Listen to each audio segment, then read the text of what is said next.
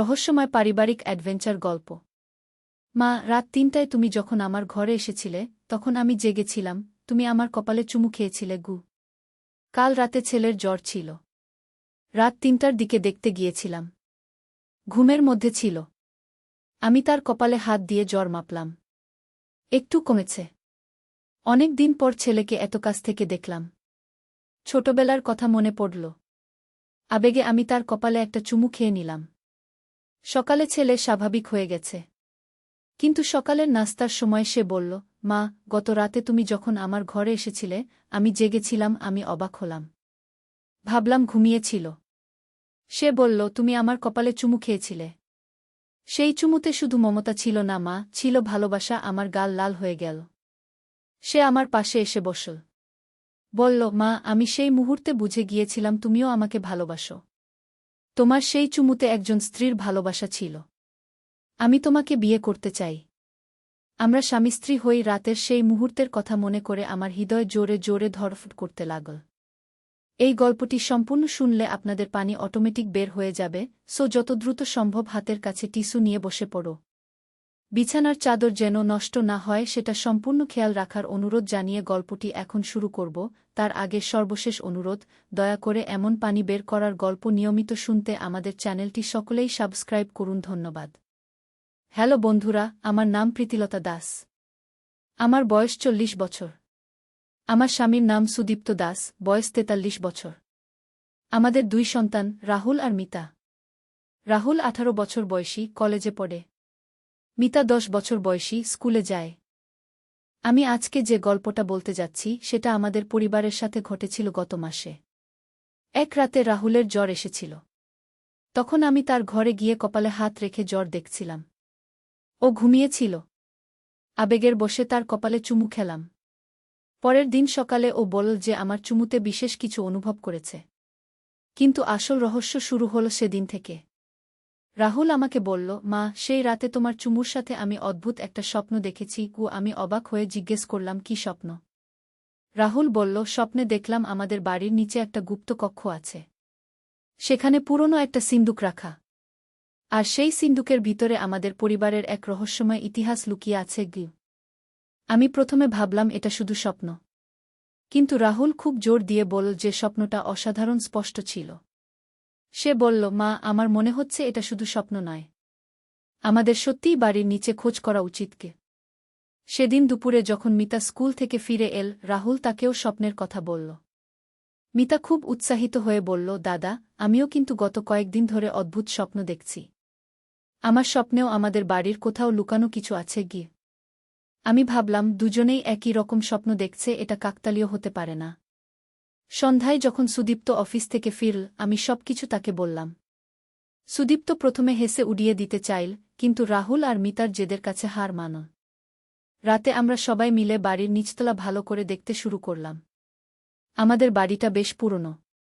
সুদীপ্তর দাদার আমলের। হঠাৎ মিতা লক্ষ্য করল যে বসার ঘরের একটা কোণে মেঝের টাইলসগুলো একটু আলাদা। আমরা সবাই মিলে সেই জায়গায় কান পেতে শুনলাম। সত্যিই নিচে একটা ফাঁকা জায়গার শব্দ পাচ্ছিলাম। পরের দিন আমরা একজন মিস্ত্রি ডেকে সেই জায়গাটা খুঁড়তে বললাম। মিস্ত্রি প্রথমে আপত্তি করল, কিন্তু আমাদের জেদের কাছে রাজি হল।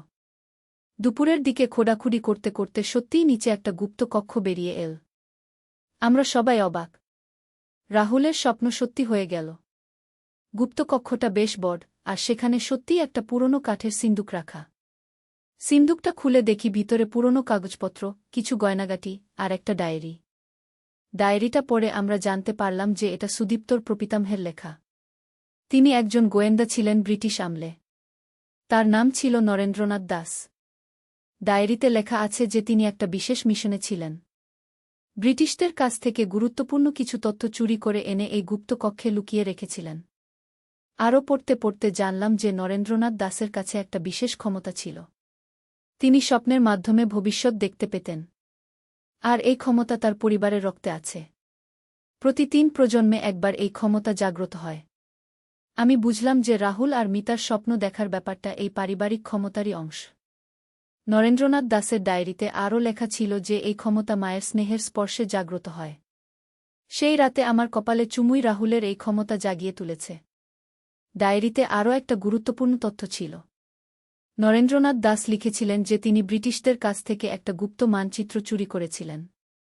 সেই মানচিত্রে ভারতের বিভিন্ন জায়গায় লুকানো ধনসম্পদের হদিস আছে।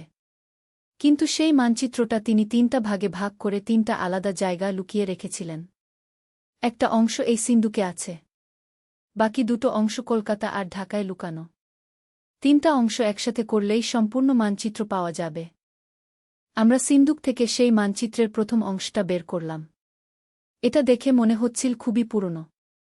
কাগজটা হলদে হয়ে গেছে, কিন্তু লেখাগুলো এখনও পরিষ্কার। রাহুল বলল, মা, আমার মনে হচ্ছে আমাদের বাকি দুটো অংশ খুঁজে বের করা উচিত। কি মিতাও সায় দিল। সুদীপ্ত বলল, কিন্তু কলকাতা আর ঢাকায় কোথায় খুঁজব? তখন আমার মনে পড়ল যে আমার মামাবাড়ি কলকাতায়, আর সুদীপ্তর মামাবাড়ি ঢাকায়। হয়তো নরেন্দ্রনাথ দাস পরিবারের সাথে সম্পর্কিত জায়গাগুলোতেই বাকি অংশগুলো লুকিয়ে রেখেছিলেন। পরের সপ্তাহে আমরা সবাই মিলে কলকাতায় আমার মামাবাড়ি গেলাম। মামামামি প্রথমে আমাদের এই অভিযানের কথা শুনে হাসলেন, কিন্তু যখন আমরা গুপ্তকক্ষের ফটো আর মানচিত্রের অংশটা দেখালাম তখন তারাও অবাক হলেন। মামা বললেন, প্রীতি, তোর মামার বাড়িও তো বেশ পুরনো। আমার জমিদার বাড়ির একটা গোপন কক্ষে আমরা তৃতীয় অংশটা পেলাম। এখন আমাদের কাছে ৩টা অংশই আছে। ৩টা অংশ জোড়া দিয়ে সম্পূর্ণ মানচিত্র বানালাম। এটা দেখে আমরা সবাই রোমাঞ্চিত হলাম। মানচিত্রে দেখানো হয়েছে আমাদের জেলার পাশের একটা পাহাড়ে একটা গুহা আছে। সেই গুহায় নরেন্দ্রনাথ দাস বিপুল ধনসম্পদ লুকিয়ে রেখেছিলেন। পরের সপ্তাহে আমরা সেই পাহাড়ে গেলাম। মানচিত্র অনুযায়ী খোঁজ করে সত্যিই গুহাটা পেলাম। গুহার ভিতরে ঢুকে দেখি বিপুল পরিমাণ সোনার গয়না, মূল্যবান পাথর আর পুরনো মুদ্রা রাখা। কিন্তু সবচেয়ে আশ্চর্যের ব্যাপার হল, গুহার দেয়ালে নরেন্দ্রনাথ দাসের একটা চিঠি খোদাই করা। সেখানে লেখা, যে আমার বংশধর এই ধনসম্পদ খুঁজে পাবে সে আমার গর্বের উত্তরাধিকারী। কিন্তু মনে রেখো, এই সম্পদ শুধু ব্যক্তিগত স্বার্থে ব্যবহার করো না। দেশ আর মানুষের কল্যাণে কাজে লাগাও। আমরা সেই ধনসম্পদের একটা অংশ দিয়ে আমাদের গ্রামে একটা স্কুল আর হাসপাতাল তৈরি করলাম। রাহুল আর মিতার স্বপ্ন দেখার ক্ষমতা আরও প্রখর হয়েছে। এখন তারা মানুষের সমস্যার সমাধান করতে সাহায্য করে। একদিন রাহুল আমাকে বলল, মা, আমি এখন বুঝতে পারছি যে সেই রাতে তোমার চুমুর মধ্যে যে ভালোবাসা ছিল সেটা শুধু রোমান্টিক ভালোবাসা নয়। সেটা ছিল পারিবারিক বন্ধন আর মমতার ভালোবাসা। তোমার সেই স্নেহের স্পর্শই আমার ভিতরের এই বিশেষ ক্ষমতা জাগিয়ে তুলেছে। আমি বুঝলাম যে সেদিন সকালে রাহুল আমাকে যা বলেছিল সেটা আসলে তার অবচেতন মন থেকে এসেছিল। আমাদের পারিবারিক রক্তে যে রহস্যময় ক্ষমতা আছে সেটাই তাকে দিয়ে সেই কথাগুলো বলিয়েছিল। এখন আমাদের পরিবারে এক নতুন অধ্যায় শুরু হয়েছে। রাহুল আর মিতা তাদের স্বপ্ন দেখার ক্ষমতা ব্যবহার করে মানুষের হারিয়ে যাওয়া জিনিসপত্র খুঁজে দেয়া। গ্রামের মানুষ এখন আমাদের কাছে আসে বিভিন্ন সমস্যার সমাধানের জন্য। একদিন এক বৃদ্ধ মানুষ এসেছিলেন। তার নাতি হারিয়ে গেছে। পুলিশও খুঁজে পাচ্ছে না। রাহুল সেদিন রাতে স্বপ্ন দেখল যে বাচ্চাটি পাশের জেলায় এক আত্মীয়ের বাড়িতে আছে। পুলিশকে জানানোর পর সত্যিই সেখানে বাচ্চাটিকে পাওয়া গেল। এভাবে আমাদের পরিবারের এই রহস্যময় ক্ষমতা গ্রামের মানুষের কল্যাণে কাজে লাগছে। নরেন্দ্রনাথ দাসের আমানত আমরা সঠিকভাবে রক্ষা করতে পারছি।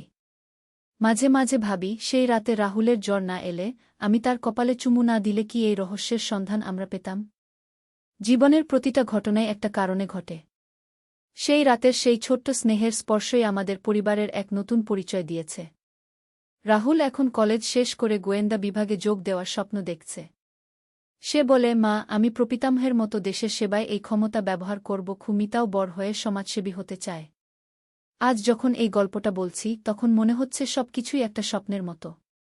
কিন্তু আমাদের গ্রামের স্কুল আর হাসপাতাল দেখলে বুঝতে পারি এসব সত্যি।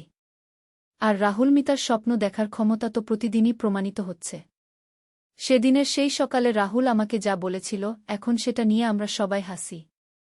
কারণ আমরা জানি যে সেটা আসলে আমাদের পারিবারিক রহস্যের একটা অংশ ছিল। আমাদের রক্তে যে বিশেষ ক্ষমতা আছে সেটাই সেদিন রাহুলের মুখ দিয়ে সেই কথাগুলো বলিয়েছিল। এখন আমাদের পরিবার শুধু একটা সাধারণ পরিবার নয়। আমরা এক রহস্যময় পরিবার। আর এই রহস্যের শুরু হয়েছিল সেই রাতের সেই ছোট্ট চুমু থেকে। আমার বিশ্বাস, জীবনে প্রতিটা ভালোবাসার স্পর্শেই কোনো না কোনো রহস্যের জন্ম হয়।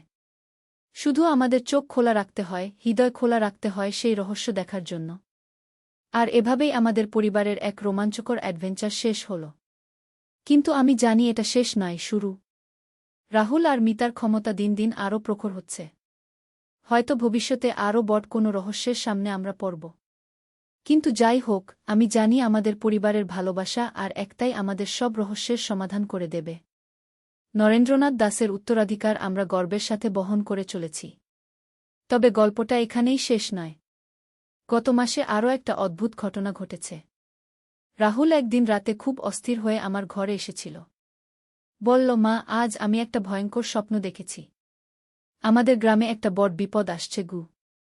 আমি চিন্তিত হয়ে জিজ্ঞেস করলাম, কী রকম বিপদ? রাহুল বলল, মা, স্বপ্নে দেখলাম আমাদের গ্রামের নদীতে পানি বিষাক্ত হয়ে গেছে। অনেক মানুষ অসুস্থ হয়ে পড়েছে। আর এই বিপদের পিছনে আছে কিছু দুর্নীতিবাজ ব্যবসায়ী গু। পরের দিন আমরা গ্রামের মুরব্বিদের কাছে এই স্বপ্নের কথা বললাম। তারা প্রথমে খুব গুরুত্ব দিলেন না।